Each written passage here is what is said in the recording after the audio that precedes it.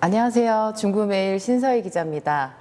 올여름 폭염, 폭우 가능성이 크다는 기상청 예보가 있고 안전사고가 끊이지 않는 요즘입니다.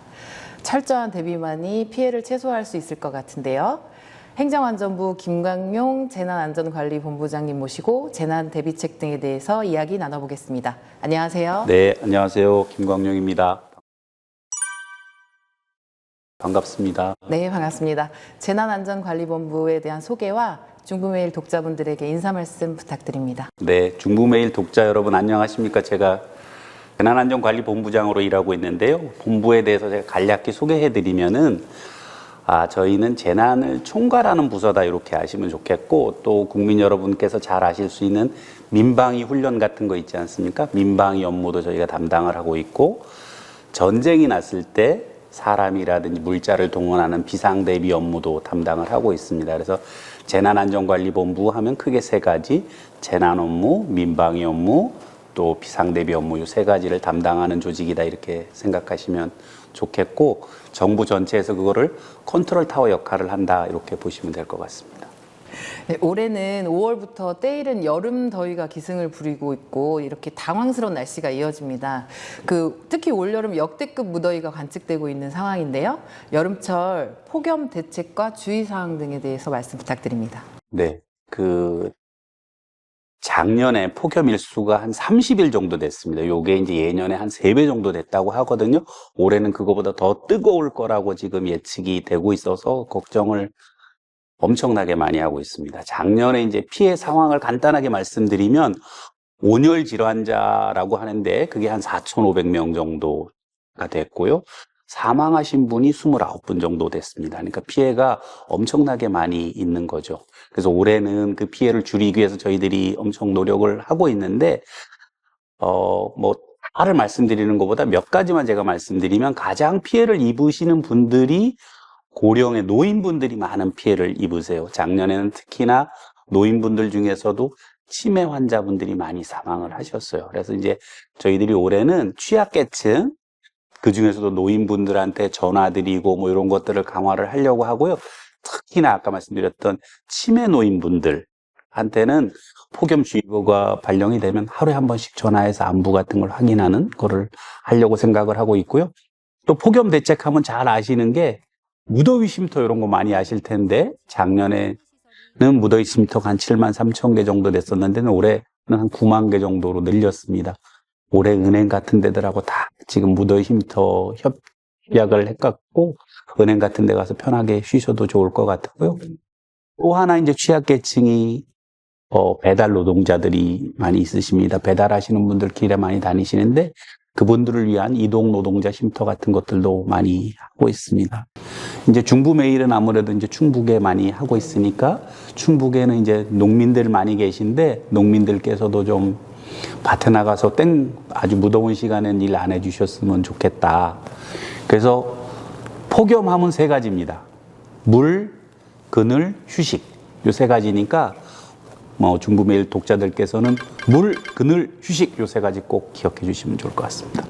네, 감사합니다. 온열 환자가 확실히 줄어들 것 같은 기대가 듭니다.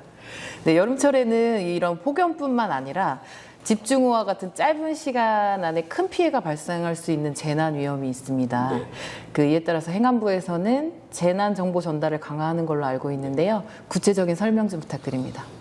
비 오는 것도 이제 과거 이런 말씀 들어보셨을 텐데, 100년 빈도로 비가 왔다, 200년 빈도로 비가 왔다 이런 말씀 들어보셨을 텐데, 작년에 시간당 100mm 이상 비가 엄청나게 많이 왔습니다. 그러다 보니까 인명피해도 사망하신 분들만 25분이었습니다. 그래서 이제 대책은, 비가 오는 거에 대한 대책은 크게 두 가지로 나눌 수가 있는데, 저희가 이제 조금 전문 용어를 쓰면 구조적인 대책과 비구조적인 대책 이렇게 하는데, 구조적인 대책이라는 거는 뭐냐 하면은 저희가 이제 하천을 준설을 한다든가 뚝을 높인다든가 빗물바지 시설을 만들다든가 이런 이제 돈을 들여서 사업을 하는 겁니다. 근데 이제 이런 것들은 하려면 시간이 오래 걸리고 돈이 많이 들어요. 이제 국민주권정부 들어와서 그런 사업들도 많이 늘려서 하고 있는데, 그거를 하기 위해는 속도가 늦기 때문에 비구조적인 대책을 저희가 엄청나게 강화를 한다 이렇게 하는데 그 비구조적인 대책이라는 것은 뭐 훈련을 하고 빨리 비가 많이 온다는 것을 정확히 알려드려서 대피하실 수 있도록 하고 뭐 훈련도 하고 이런 것들입니다. 특히나 이제 저희가 신경 쓰고 있는 것은 그 위험 지역에 사시는 분들한테 정확하게 비가 많이 온다는 걸 알려드려서 대피할 수 있도록 저희가 3가지 알려드리는 거를 하고 있는데요. 일단 재난 문자로 알려드립니다. 재난 문자가 달라진 것은 지난해에는 90자 정도였었는데 올해부터는 150자로 늘어나서 어디로 대피하시라 이런 것들이 아마 나올 걸로 생각을 하고 있고요. 혹시 재난 문자 시골의 노인분들 못 보실 수 있어서 마을 방송을 통해서 정확하게 알려드리려고 합니다. 그래서 이제 비가 오시면 앰프 방송이나 이런 걸 통해서 알려드리고 그래도 못 보시는 분들 또 있어서 사람들이 직접 가서 자율방재단이나 이장님이나 이런 분들이 가셔서 직접 대피하는 정보를 알려드리는 그런 3단계 시스템을 갖춰서 지금 올해는 대비를 하고 있다. 이렇게 말씀드릴 수 있겠습니다. 그 2023년 발생한 오송 지하차도 참사처럼 여름철 집중호우 시 인명피해 사고가 인재로 언급되는 경우도 있는데요. 올 여름철 대비 인명피해 예방 주요 정책이 있다면 말씀 부탁드립니다.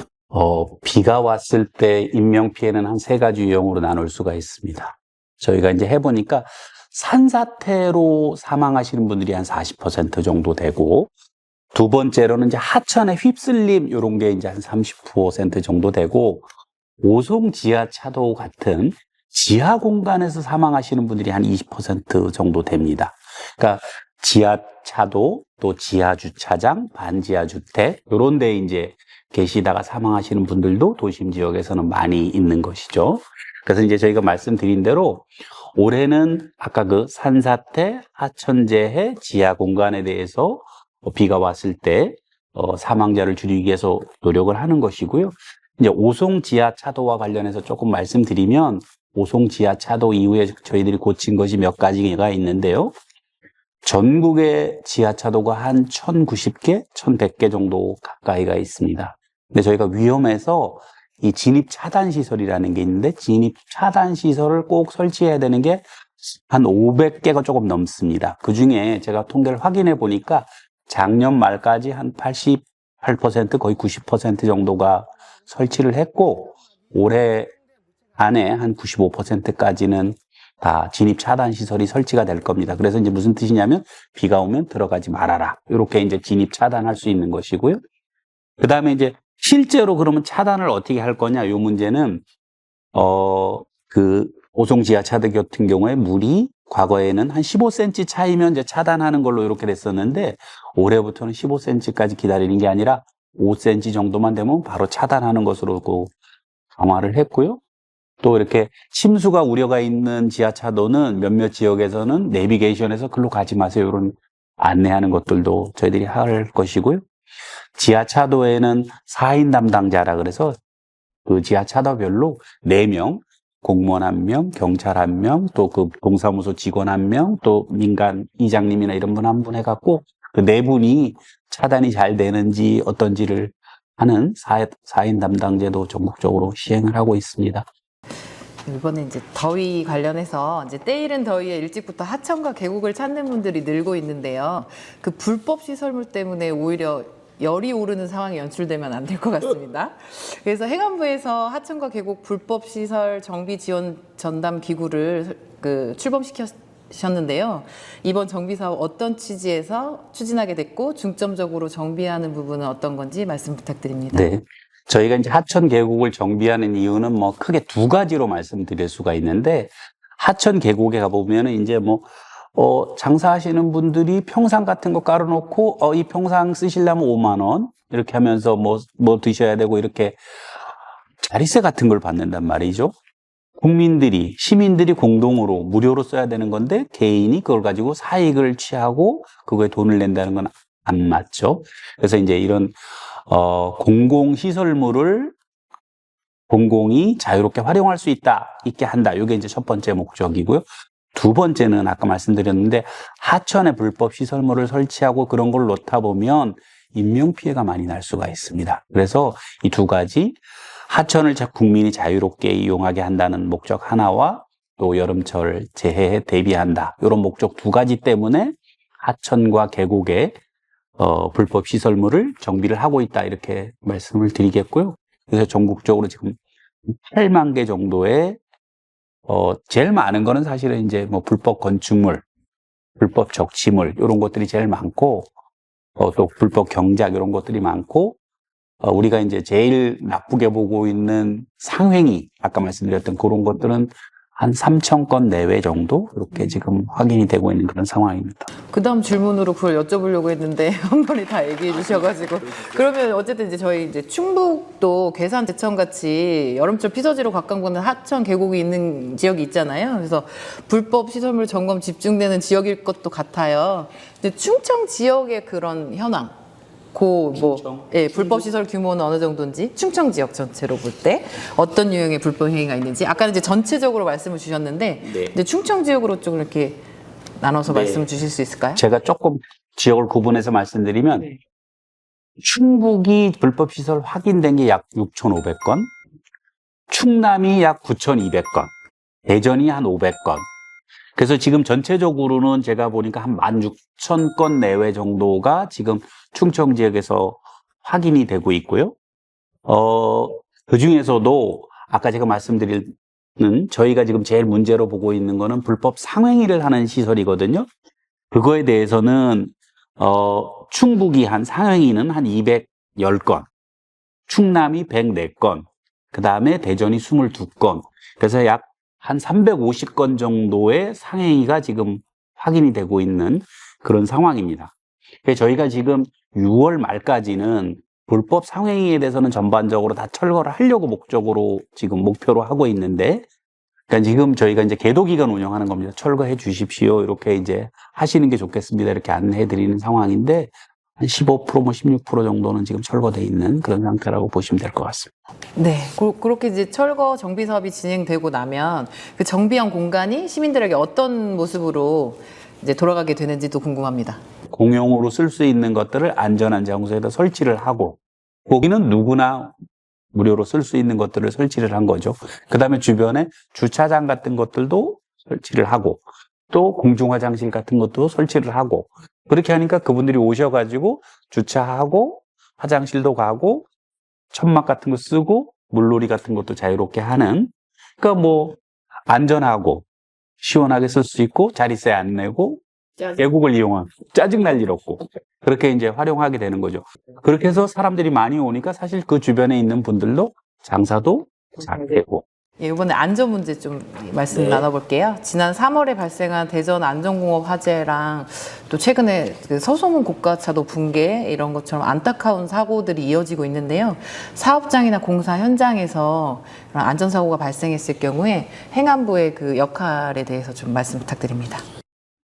지금 이제 말씀하신 사고들은 사업장 또 아니면 공장, 에서의 공사 현장에서의 사고죠. 이런 걸 이제 우리가 산업재해라고 부르기 때문에 산업재해에 대해서는 기본적으로 고용노동부가 담당하는 부처고요. 거기서 이제 한다고 보시면 되시는데, 산재가 너무 크게 나서 예를 들면 이제 대전의 안전공업 같은 경우 피해자들이 엄청나게 많이 발생을 했죠. 사망자들도 많이 발생을 하고, 또 주변에 어떤 공장들에도 영향을 미치게 되고 이렇게 하다 보니까 너무 큰 산재가 발생을 하면 이제 고용노동부가 혼자서 못하겠는데 이렇게 하면 정부 차원에서는 중앙재난안전대책본부라는 걸 구성을 하게 됩니다. 그래서 큰 산재가 발생을 하면 중앙재난안전대책본부라는 게 구성이 되고 정부 전체가 이제 달려들어서 같이 하는 거죠.